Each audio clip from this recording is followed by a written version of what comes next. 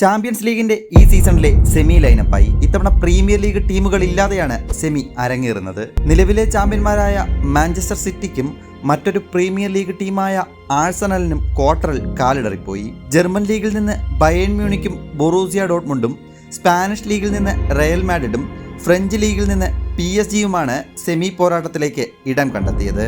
Atletico മാഡ്രിഡിനെ ഇരുപാദ ക്വാർട്ടറുകളിലായി 4-5 ഗോളുകൾക്ക് തോൽപ്പിച്ചാണ് Borussia സെമിയിലേക്ക് ticket എടുത്തത്.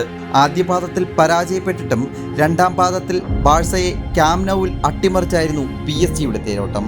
ഇരു പാദങ്ങളിലുമായി 4-6 ഗോളുകൾക്കായിരുന്നു PSG-യുടെ വിജയം.